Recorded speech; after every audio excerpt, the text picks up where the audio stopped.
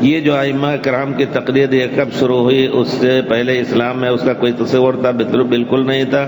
کوئی تصور نہیں تھا، بلکہ ائمہ کے زمانے میں جو روح پھیلنی شروع ہوئی تقلید کی تو انہوں نے منع بھی فرمایا۔ امام ابو حنیفہ رحمۃ اللہ علیہ کا انتقال 150 میں ہوا اور ولادت 80 میں، تو اس درمیان آپ 20 سال کی عمر تک علم وغیرہ حاصل کرتے رہے، پھر آپ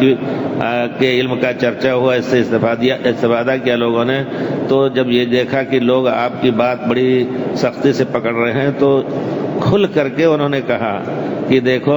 ابو یوسف یعقوب، میری ہر بات کو نہ لکھا کرو، کیونکہ آج کی بات کہہ کے کل میں اس سے رجوع کر سکتا ہوں اگر دلیل اس کے خلاف ملی۔ تو یہ تصور شروع ہو چکا تھا، ائمہ نے ہر ایک نے منع کیا۔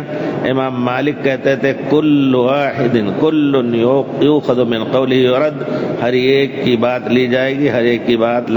رد بھی کر دی جائے، الا صاحب هذا القبر، قبر مبارک کی طرف اشارہ کر کے کہ پیارے رسول کی قبر کے علاوہ، پیارے رسول کے علاوہ کسی اور کی بات کو نہیں قبول کیا جائے گا پورے طور پر، اور نہ لوٹایا جائے گا پیارے رسول کی بات کو۔